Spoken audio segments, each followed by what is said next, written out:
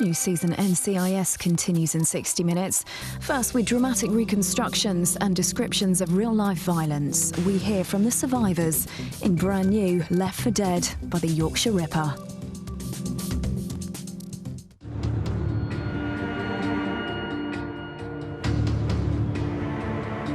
For the first time, the forgotten victims of one of Britain's most notorious serial killers are about to meet. Being a victim of Peter Sutcliffe makes you part of a pretty exclusive club, one that you don't want to belong to. Sutcliffe would hit his victims with a hammer and repeatedly stab them, taking great care to hide the body. Now, nearly 40 years later, some of the survivors are hoping to lay their demons to rest. I don't think everybody goes through the same trauma than what everybody else goes through. I don't think them people have gone through the trauma that I went through. Some of them might be helped by knowing that, despite losing mum to Peter Sutcliffe, I'm still in a good place. The only thing he can be is evil.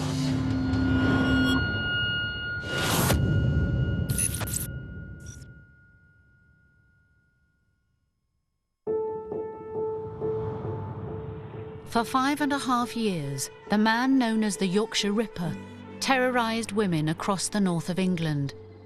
He killed 13, but he attacked at least 7 more. These are the stories of the survivors who lived to tell the tale. The village being so sleepy as it was, you just couldn't imagine anything bad happening.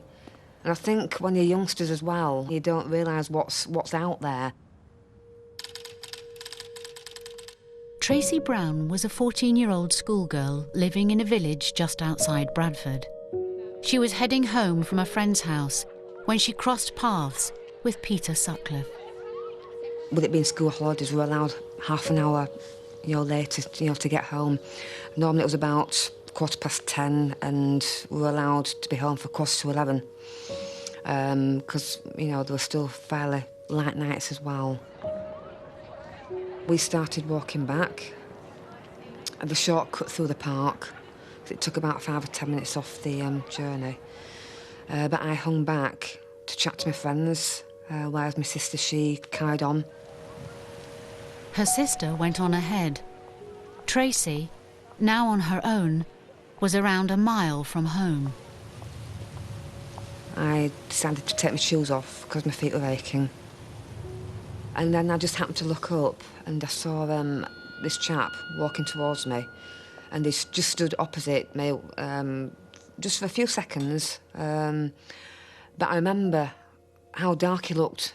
He had this beard and the afro-style hair, very dark eyes. I remember his eyes being almost black. He was about 5'8". He was only short. After he'd looked at me for a couple of seconds, I remember him walking up the road, and that prompted me to start walking. So when I walked home, I was walking quick, and he was walking quite slow, so I fell into step with him.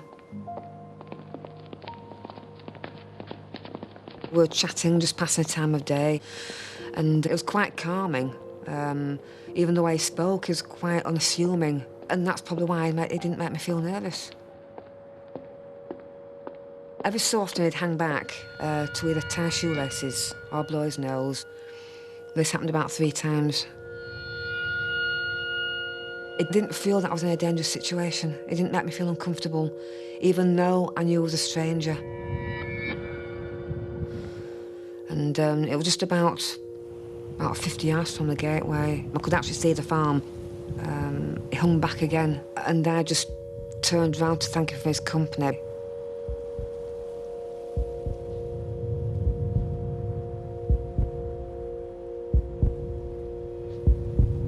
But I didn't even get to turn around before he hit me.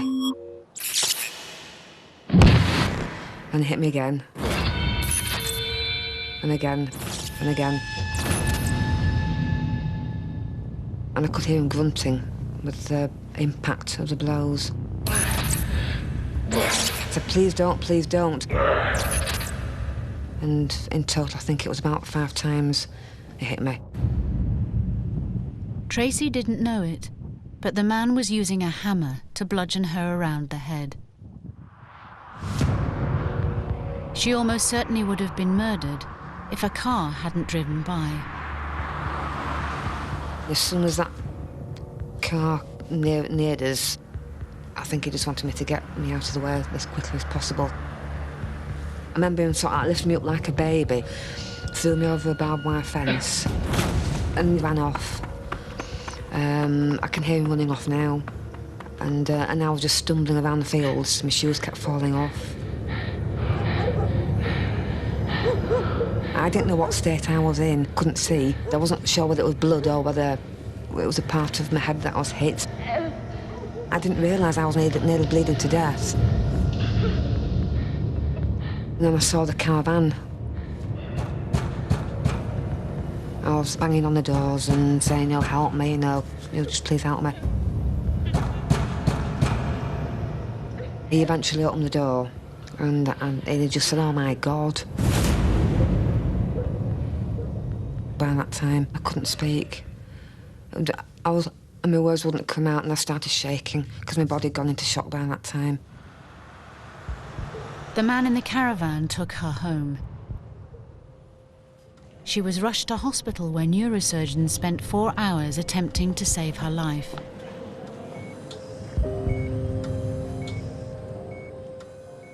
My skull was fractured, and I had a fracture down on the right side, at the bottom right-hand side of my skull as well. Tracy had no idea that the man who attacked her was Peter Sutcliffe.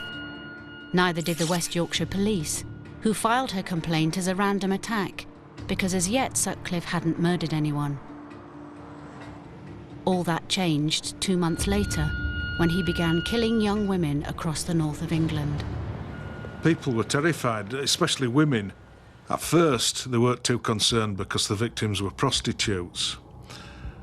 But when Jane MacDonald was murdered, a young girl who'd led a blameless life, women of all characters, all types, obviously became worried because they could have been the next victim, irrespective of their station in life. This man will continue to kill until he is caught. No woman is safe whilst he's at large. For those that got away, their lives would never be the same again. There's only one villain in all this, and that's that Peter William Sutcliffe. He's the monster.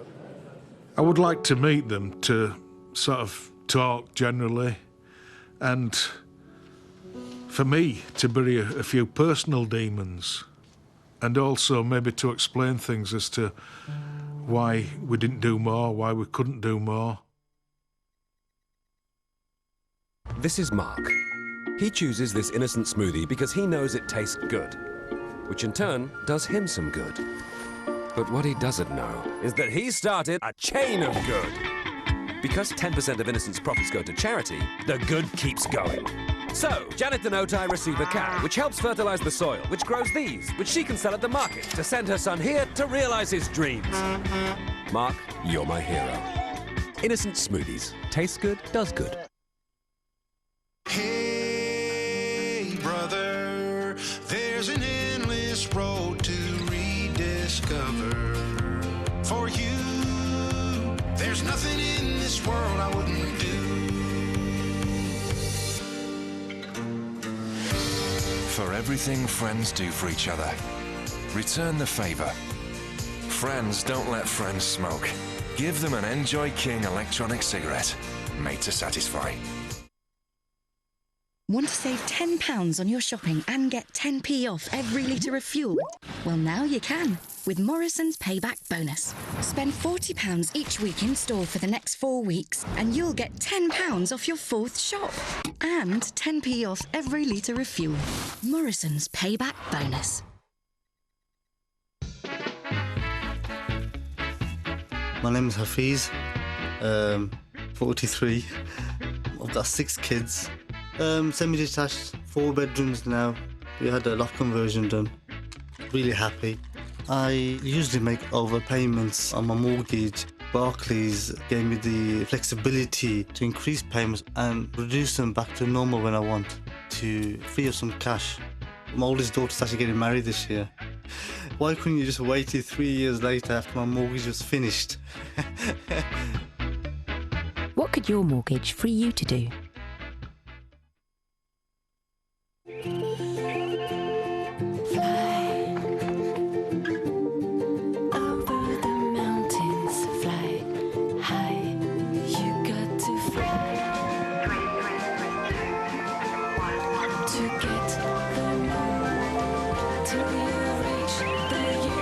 Buy the award-winning new Seat Leon and get full LED headlights, navigation system and DAB digital radio free of charge. Seat.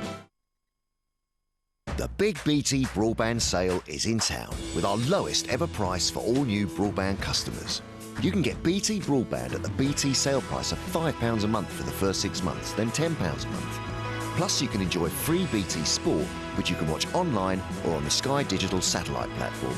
So get BT broadband with free BT Sport for £5 a month for the first 6 months. Don't miss out. The big BT broadband sale ends on the 13th of March. Call us today on 0800 222 444. Hi girls! Right, the last thing you want when you're out shopping is to not quite feel yourself. Because if you don't feel great inside, you don't feel like making the most of life outside. Here's a little tip. Activia's Dairy Goodness can help look after you from the inside. It also contains exclusive Bifidus regularis and tastes gorgeous. Feeling good, girls? Let's go. Activia. Feeling good starts from within.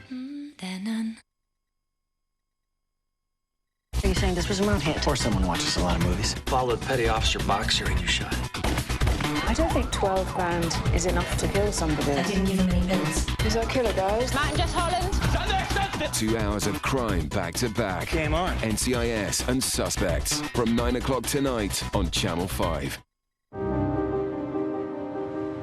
In 1977, the north of England was gripped by fear. A serial killer was on the loose. Miss Hill's body was found on waste ground near a shopping centre late this morning, and a team of 70 detectives has been combing the area all day. This man will continue to kill until he is caught. 5 women were dead, but some of his victims got away. Around that time, couldn't speak. And my words wouldn't come out, and I started shaking because my body had gone into shock by that time. Now, to find some closure, the survivors are going to meet. I've still got my demons because there's not a day that goes past when I don't think about what happened. It's always constantly teasing at the back of my mind. But, you know, looking around now, I just think, well, we're all in the same boat. And so I think we can sort of like take some sort of like reassurance that it isn't just me. The attack sparked off Britain's biggest ever manhunt. For Andrew Laptew, a 27-year-old detective, the hunt for the Yorkshire Ripper would change the course of his life. You didn't know who you were looking for. You had various descriptions. Some of the witnesses, obviously, you couldn't interview because they died. The pressure was immense to try and capture this man. And I could say, and I'm not exaggerating here, that a lot of officers gave their heart, their body, their soul, everything to capturing this man. When news of Jane MacDonald's murder broke, Tracy realised the serial killer was the same man who attacked her. My mother and I were having breakfast at the farm one morning, and we got the Keithley News, and it had this photo fit picture of this unknown assailant going around attacking women, and it was dubbed the Yorkshire Ripper. I was petrified, actually. I remember going to bed at night. I had to have the landing light on, I had to have my bedroom light on, I had to have the curtains open, breaking out in hot and cold sweats. And that took about 6 months to a full year to actually recover from that. 2 years after Tracy was almost killed by the Yorkshire Ripper, Leeds was rocked by another brutal attack.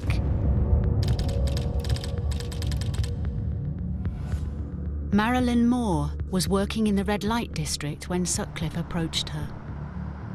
My life at 25, I used to work the streets. I didn't like doing it. But the benefits what you got then wasn't worth bringing your kids up. This is the first time Marilyn has told her story to anyone except the police. Well, you've always worried that you're going to get attacked or you're going to get mugged or all like that with a punter. Spencer Place was the biggest red area. That was the hottest place.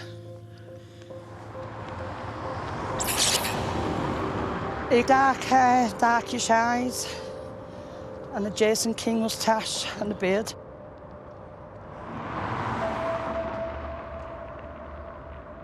He come from round that corner here, walked to this lamppost.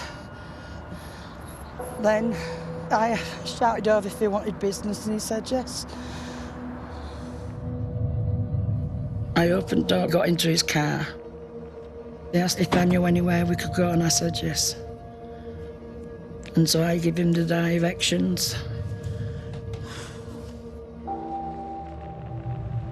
It is isolated. There's like a farm there, a factory. Everybody uses that place.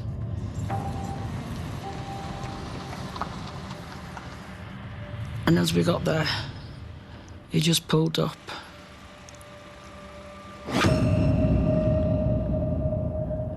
And he said, "You're going back seat." So I got out the car and got to the back door.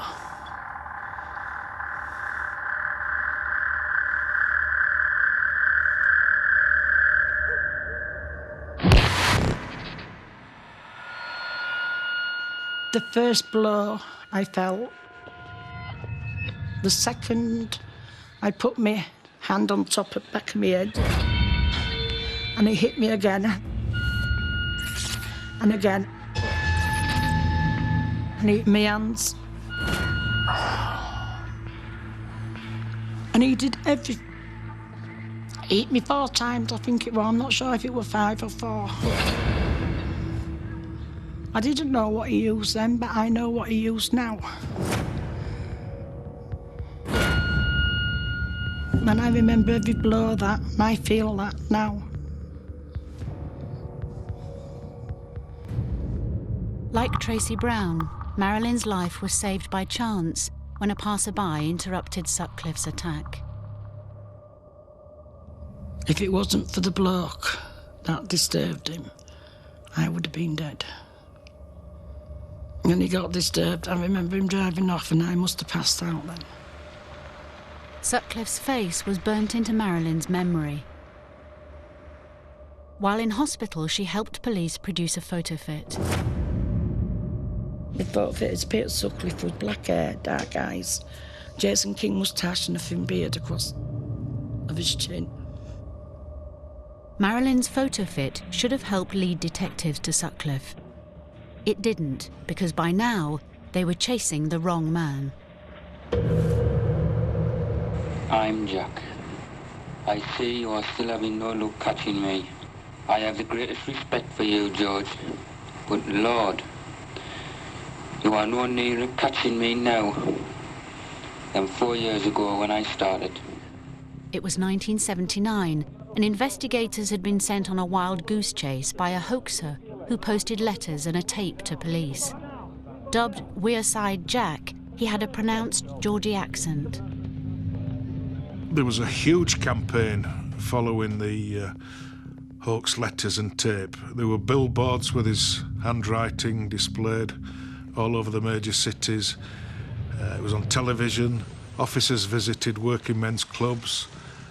Teams went up to the northeast, to Sunderland, in an area called Castleton, where it was believed that the voice originated from. I warned you in March that I used to listen to this tape over and over again, but I knew it wasn't the Ripper. Because it didn't sound like that, it was like a Yorkshire accent. Marilyn wasn't alone. Tracy also tried to convince detectives her assailant was local. Every time they kept interviewing me if another one had been murdered or attacked, I said, look, he's not a Geordie man, he's a Yorkshire man. And I can tell a difference between a Yorkshire accent and a Geordie accent. And it was like banging my head against a brick wall. If investigators had listened more closely to what survivors were telling them, there's every chance they would have caught Sutcliffe earlier. 27 years later, an unemployed alcoholic, John Humble from Sunderland, was convicted of the hoax. What Humble did was completely unforgivable and reprehensible. He completely diverted that inquiry and, in effect, obstructed another 3 murders because, again, we were still looking for a Geordie. Meanwhile, Peter Sutcliffe managed to slip through investigators' fingers on 9 separate occasions. I went with a colleague to his house because of what was known as cross-area sightings of a male driving alone in a vehicle in the red light area. What made me suspicious about Sutcliffe? His appearance, first of all. Marilyn Moore, who was attacked in Bustlingthorpe Lane, she produced a photo of it which bore a startling resemblance to Sutcliffe. The actual Ripper had bitten victims, which revealed that he had a gap in his teeth. Now, Peter Sutcliffe had a gap in his teeth. Another thing, he fitted one of the occupations, the suspect occupations, i.e. he was a lorry driver. Laptew took his suspicions about Sutcliffe to his bosses, but they were busy hunting Wearside Jack, and he was ignored. At least 3 murders could have been avoided, and to be honest, it affected me as well, because having later known that Sutcliffe was the man, I often think maybe I should have done more, could have done more.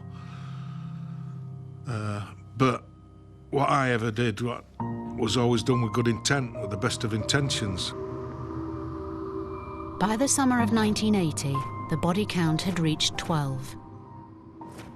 And the West Yorkshire Police appeared no closer to halting the carnage. Mo Lee was an art student at Leeds University when she almost became victim number 13.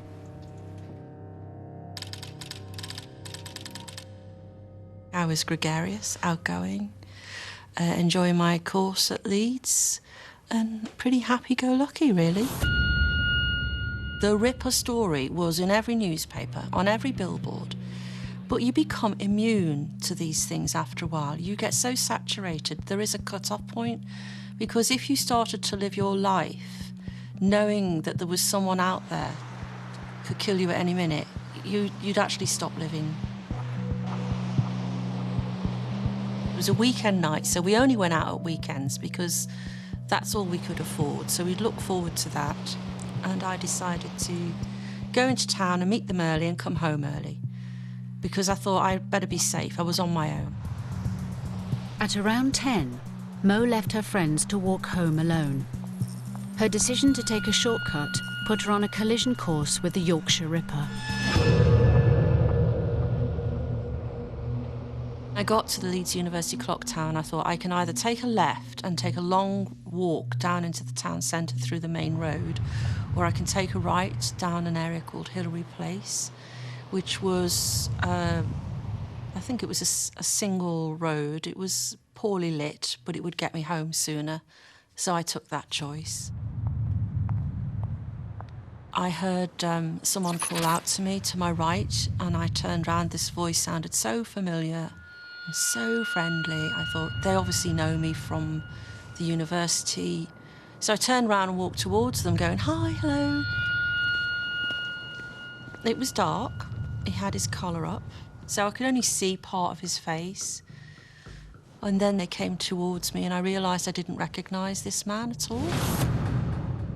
As he was talking to me, he was holding himself quite strangely, as though he was about to drop something or lose something. But I didn't twig at all who he was because he was just an unknown stranger. I suddenly realised I was in a really vulnerable situation. And I started to run. And as I started to run, I heard his footsteps behind me getting quicker. I thought, right, I'm being chased. My whole body was filled with just horror. And I was running as fast as I could. I remember just going to jelly.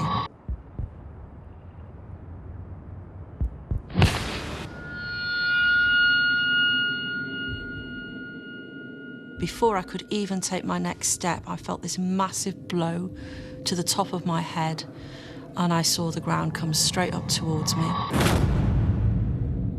And that was all that I remember of the attack.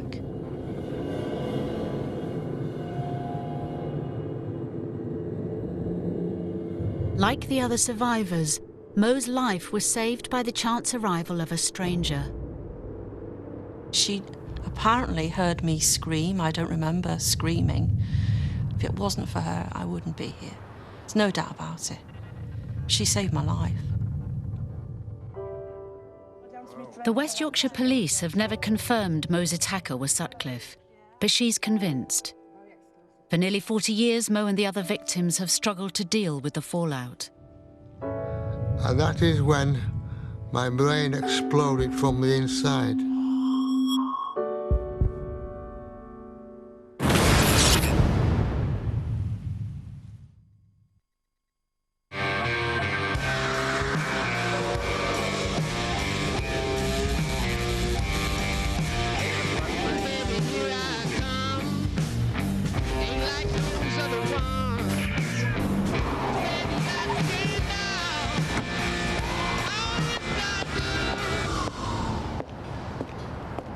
Don't blend in. Mocha from Vauxhall.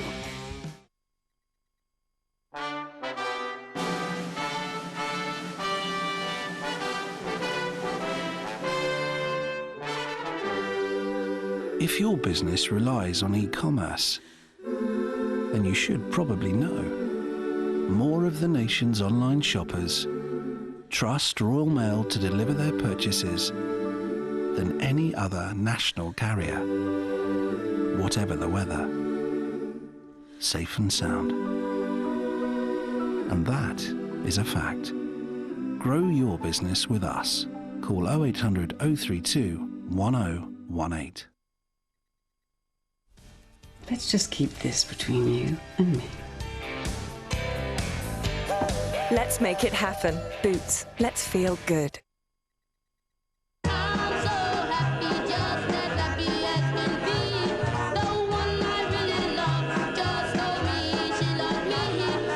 Bonjela provides effective pain relief from mouth ulcers in just 3 minutes.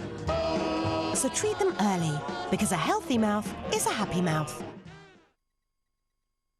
Introducing new Vanish Gold, the best stain remover from Vanish. So powerful, they say it works in just 30 seconds. But can that really be true? Let's put it to the test.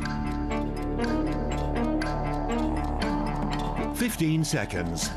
Looks like it's working. Time is ticking. 25 seconds. 26, 27, 28, 29. 30 seconds is up and... wow, those stains really are gone. New Vanish Gold. Discover the gold standard of stain removal. Now then, I don't want to rush you, but we've got a lot to see. Over there are our world-famous falls. The energy price falls, with a drop of up to £175 a year for most people. And over yonder, you'll find the car insurance lesses. Usually they'd be more, but round here things are different. Forget the South Downs, because coming up, we've got the majestic home insurance downs. Oh, don't mind that. That's just falling bills. Visit Go Compare and see the spectacular savings for yourself.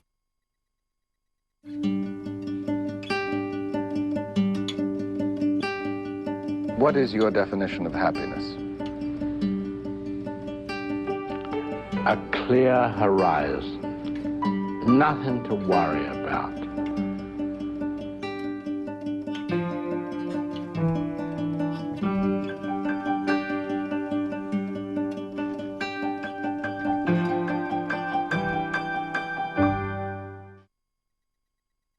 Vauxhall Mocha. Available with up to 5 years 0% APR representative and no minimum deposit. That's flexible finance. From Vauxhall. 5 DEA agents were murdered. Who's this? The woman. It's Crystal Markham. You know where we can find her? If you mix business with pleasure, the pleasure can quickly turn to pain. The Mentalist continues, 9 o'clock Tuesday on Channel 5. And catch the latest episode on Demand 5. Peter Sutcliffe murdered 13 and attacked at least 7 more. At the time, the West Yorkshire Police believed all were women. But now it's believed he may also have attacked at least one man, John Tomey. I believe he was just a grudge attack, a revenge attack. He was so incensed for some reason. It could have been John Toney, or it could have been the next person he come across. I think it was just a random selection. I told the police that this guy who was murdering these girls is the same guy who attacked me in 1967.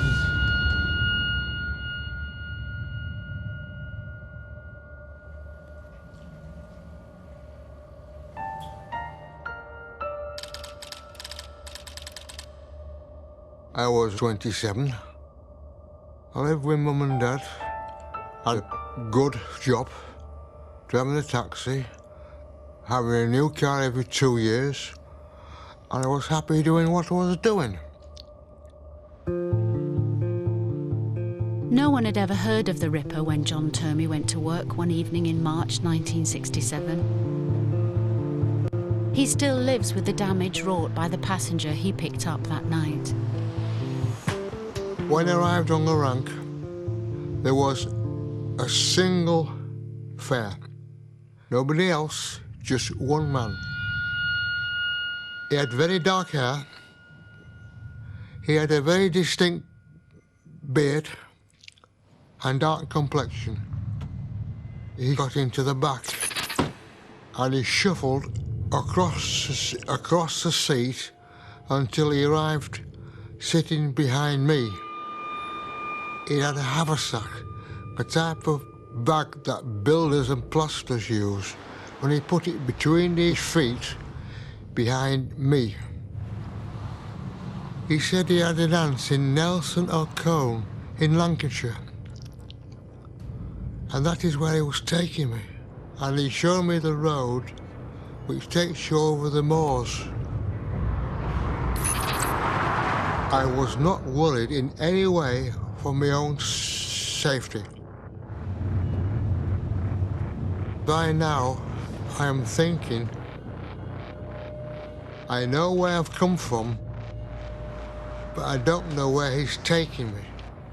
Eventually, John stopped to look at a map.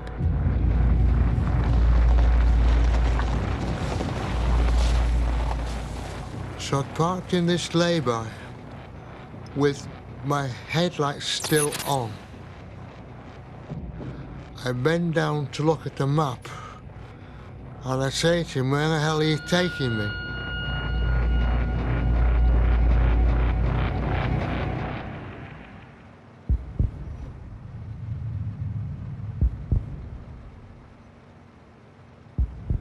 And that is when my brain exploded from the inside.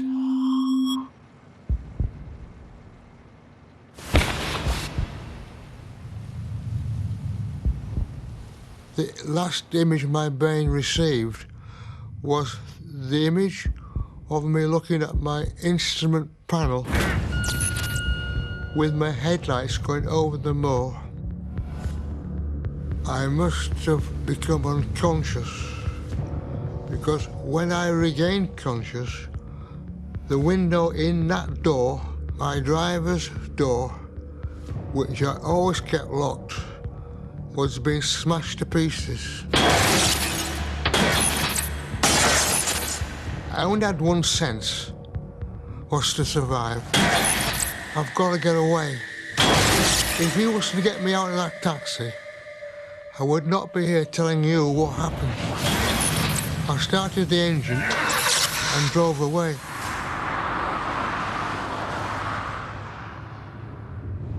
Despite his head injuries, John managed to drive over the moors. By now, I was in trouble. The blood was seeping from my eyebrow into my right eye. And I was sat in the blood. I was semi-unconscious. I cannot remember driving in that condition.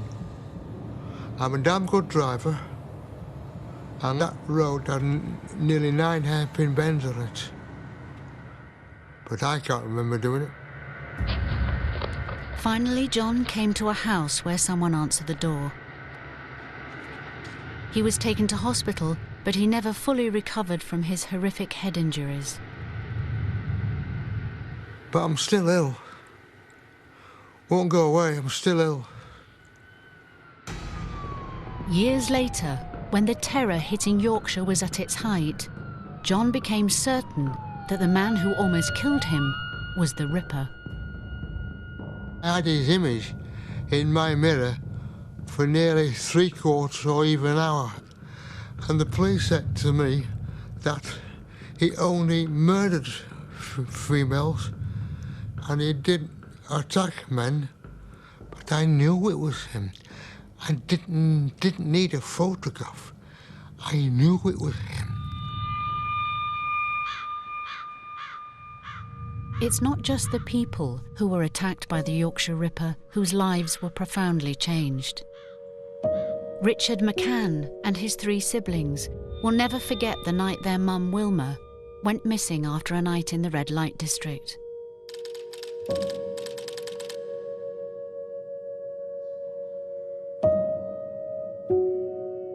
He was 5, his sister Sonia 7. Sonia woke me at about 5:30 to tell me that Mum hadn't come home and that we were to go and look for her. We left the house, the 2 of us, leaving the other 2 in bed, and we walked to the local bus stop.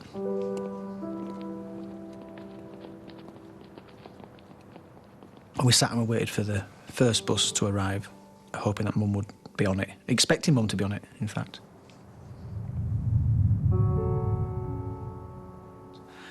But of course she wasn't. A number of buses came and went, and we started to get more worried with no sign of her. So we went home. We actually went home hoping that she might have arrived home whilst we were at the bus stop in a taxi maybe. And we quickly realised by looking around the house that she wasn't there. So we got the 2 youngest out of bed and tried to kill some time, I suppose, and make breakfast. And then there was commotion on the street. There was police everywhere.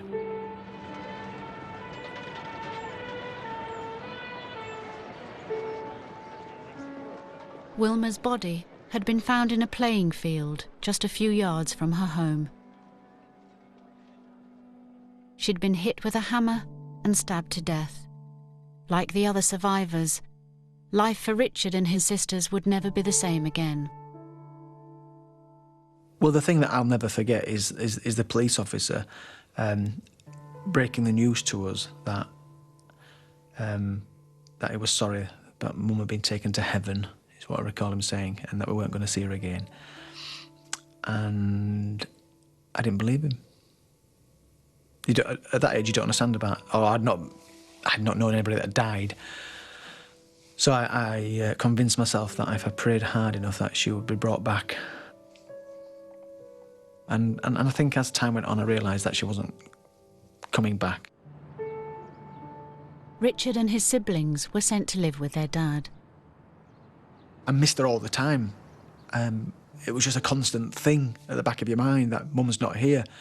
I felt that I was unsafe because I thought that whoever killed Mum knew who I was and was going to kill me.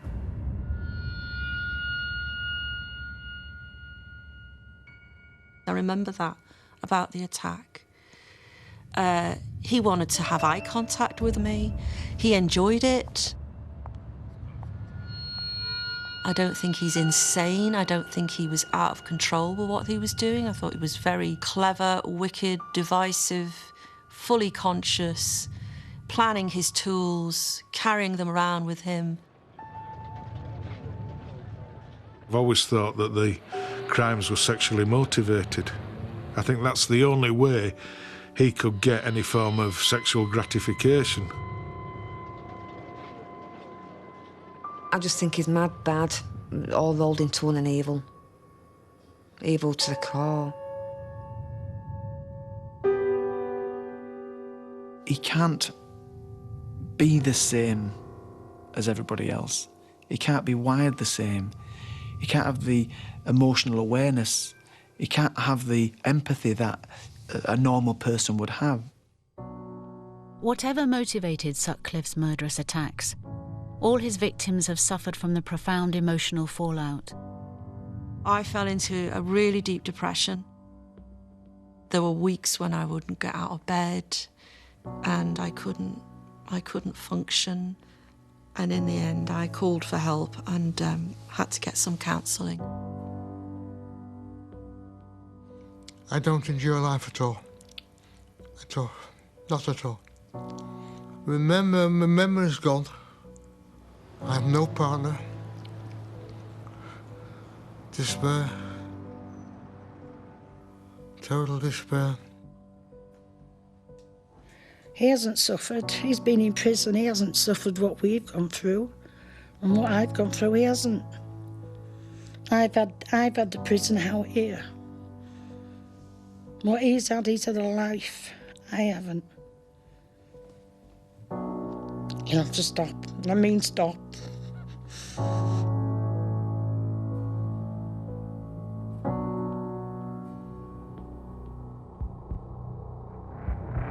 We concocted a plan between us. Sonia was going to write to him and befriend him, because we knew over the years that he'd had pen friends and such like, and that he allowed them to visit. So she would befriend him, she would go visit him, and then the plan was that she would attack him. We were seeking revenge, really, I suppose. We had a lot to be angry about. The plan came to nothing. Richard and his sister Sonia's life began spiralling out of control, both turning to drink, drugs and crime. One of the lowest points in my life was on my release from prison in '97. I was in a bad place and I decided life was not worth living anymore. And I rang up my sister Sonia and told her that, Sonia, I'm out of here. And she knew what I meant. She knew I was going to take my life and she agreed that she would come with me. Richard came to his senses and decided he wanted to live. Sonia, however, had made her mind up. 10 years later, she carried out her plan. I got a phone call from my sister Angela and she said, it's Sonia. I said, what's up, is she all right? And she went, no. And I just knew through those words that something horrible had happened. She hung herself.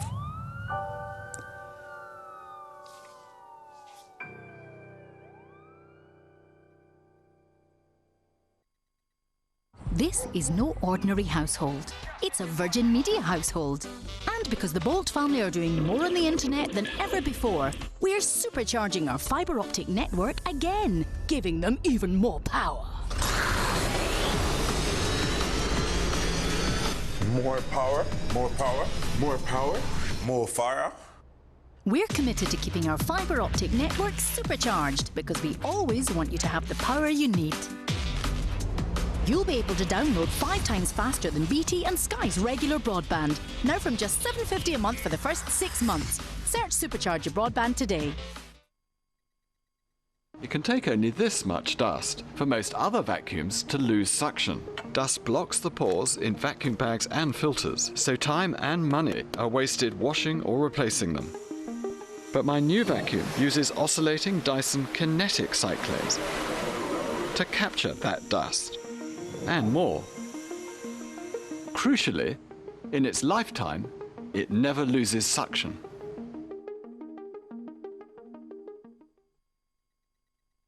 At Morrison's, you can now get 18 cans of Stella Artois or 20 cans of Carling for £10. Now that's an offer to raise a glass to.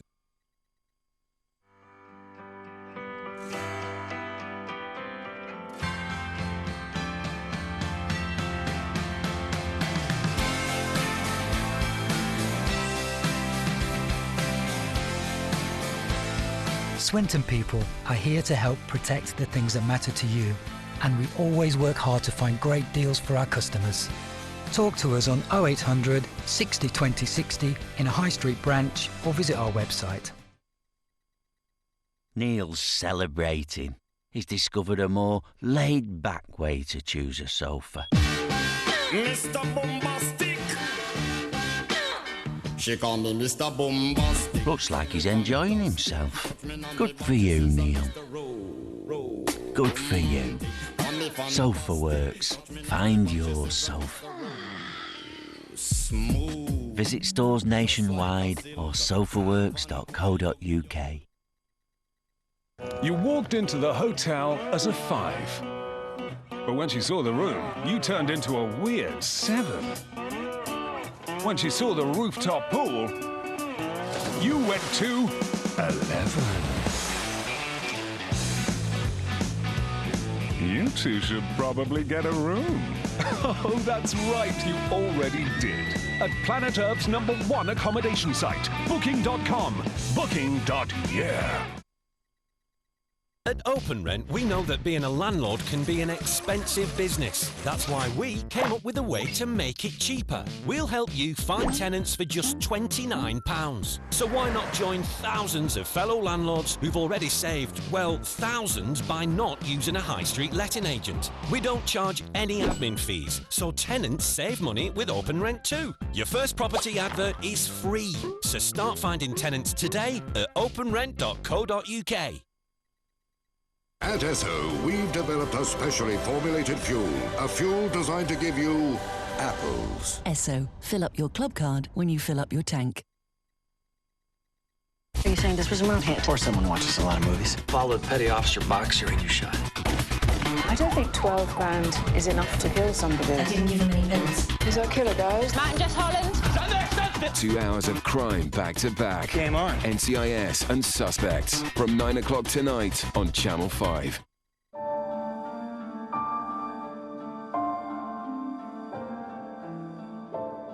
All of these people's lives have been deeply affected by one man, Peter Sutcliffe. Some are returning to the scene of their attack for the first time. I feel it now. I know he's not around, but I just feel like he's at the back of me. It's there. I've had this for 47 years. To me, I got off lightly. To how it's affected some other people.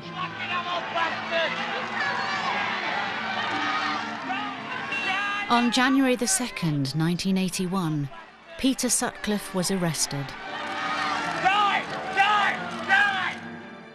He turned out to be an outwardly respectable married man with a decent job as a lorry driver.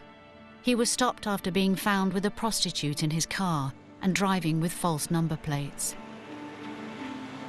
Even when he was arrested, I don't remember feeling joy. The elation that you would expect somebody to feel. I mean, yes, of course I was glad it was great that he was arrested, but it didn't bring my mum back. Once he was arrested and we had this name, we had this face, and this bearded face, it looked like a monster. I hated seeing his face.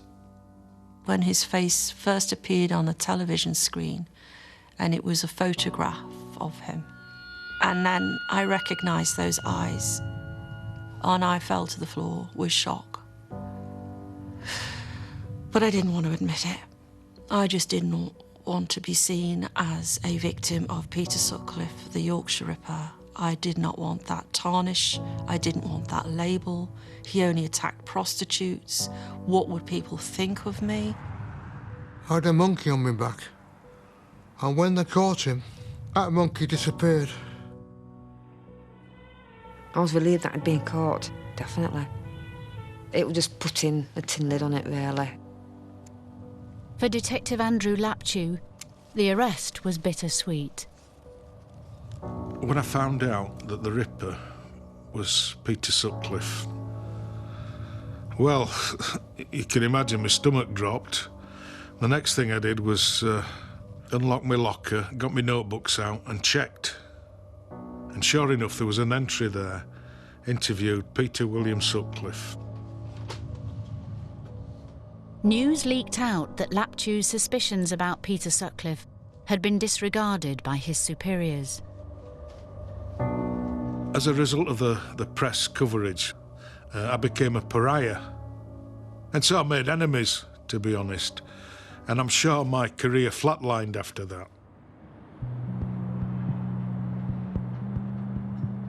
It's now over 30 years since Sutcliffe was convicted. Mo is preparing a piece of art to commemorate his victims. If I don't make something out of what happened, if I don't make something visible and concrete as a reminder, then the story will disappear and it'll just remain a horror story, and it won't be about those people who have survived. It will remain a story about Peter Sutcliffe and the catastrophe and the sinister way in which he operated. For a number of years, I've been thinking about returning to the place where I was attacked and doing a piece of artwork. There's no remembrance for those people who were killed by the Yorkshire Ripper. They're just on pieces of newspaper hidden away in the archives. And I wanted to make a piece on the ground where I fortunately managed to recover. None of the survivors of the Yorkshire Ripper have met before now. For Mo and the others, it's a chance to share their experiences and move on. I was attacked in 1980, October the 25th, about 4 days before my 21st birthday. So, touch wood, I'm really lucky to be here. Do you feel lucky to have survived? I do, yeah. Oh, yes, yeah, definitely. I think we're all lucky. You never forget those footsteps. It is a trigger. It's every day, it happens to me every day, and whether it's daylight or evening, I do not like people walking behind me. I can't bear that. If I go into a pub, I'll scan the room looking for threats, looking for the man, looking for the guys that might be intimidating me or want to attack me in some way.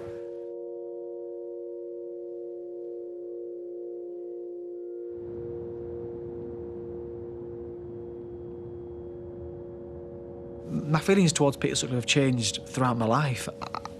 You know, in the early years, wanting him dead and being very angry about what he'd done, hating his picture. I've always known he can never bring Mum and Sonia back. But if I forgive him, that could possibly change how I felt about Mum's death. And it did. Forgiveness, hatred, I don't feel anything because he didn't know us as individuals.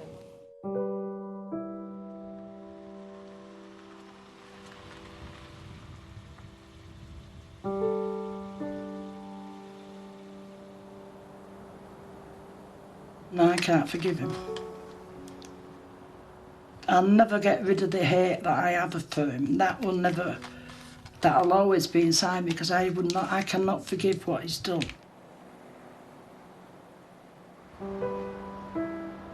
I want to go into that cell and hit him over the head and do the same thing what he did to me to him. I feel total contempt for that person, that is getting benefits, languishing away in prison, having the life of Riley. He's destroyed so many lives. My only regret in life was that I didn't do a little bit more to get this fella in and get him locked up and just break the rules a little bit, which were quite restrictive at that time. Police have got to go by the rules. We all know that. It's true, these things did occur, but I've just felt a bit uncomfortable with it all, and hearing what you've been through and also how angry you feel, understandably, but I just felt as though... I found it therapeutic, actually. Have you? Yeah, because we've all been in the same boat, different types of experiences, and I think it helps to talk as well. Forgiveness doesn't even come into it. But I remember thinking, I'm gonna choose not to be frightened. I choose not to let it affect my life. It's incredible to have a family, to have children who have reached now the age that I was when Mum died. That man is not going to ruin my life. I'm not allowing him to ruin my life, and I have a happy life now. When I was here, walking home, what happened to me, it must have been 5-10 minutes max. That's a small time frame compared to your whole life, all the years ahead of you. It does affect me, but it doesn't rule my life. It doesn't make me angry anymore.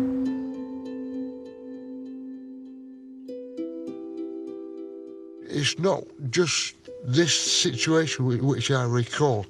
I recall all my life.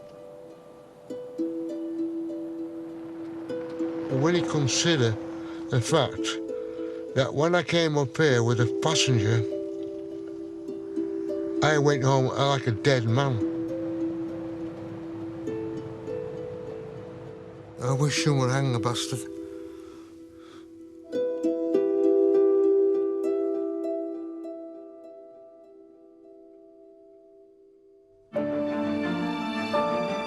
The crime scene's moving to the gritty streets of London tonight. Join Faye Ripley as she interrogates some new suspects at 10.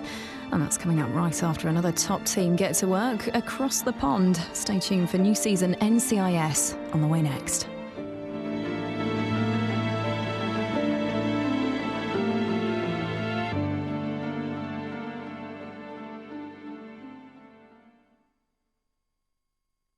The following promo is for a show where techniques employed in shoplifting are recreated to educate the community. A normal shopping bag lined with foil, and it does not set the alarm off. That was just too easy. Stopping shoplifters on their own turf. I've been done, you got me. It Takes a Thief to Catch a Thief. Starts 8 o'clock Thursday on Channel 5.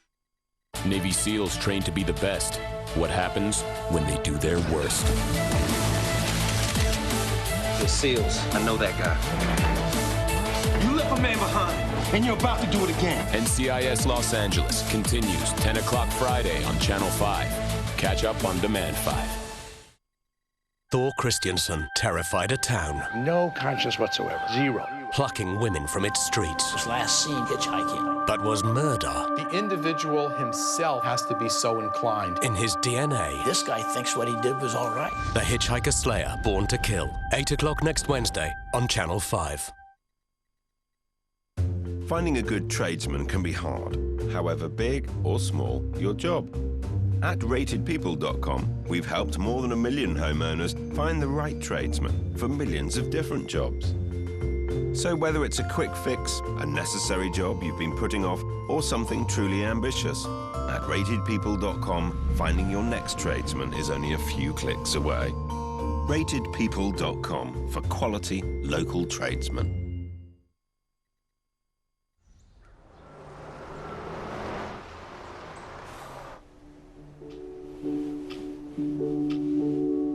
Got your ticket, got your suitcase, Manchester, and smile. Oh, look at the time, we're going to be late now, we're going to miss the start of the game. Could pretend that you don't know. Kiss your hand, Luke. Please, Luke, kiss your hand. I spy with my love. Shut up, Ryan. Hello, Bill. Oh, enjoy your day.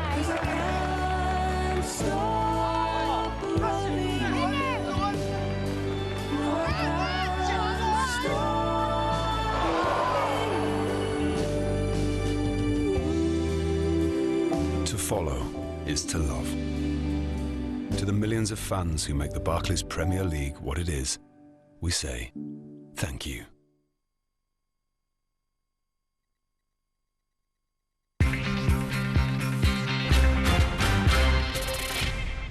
Hello, I'm Sangeeta Kandola. The Russian foreign minister has held talks with his counterparts from the US and other Western powers to try to resolve the crisis in Ukraine.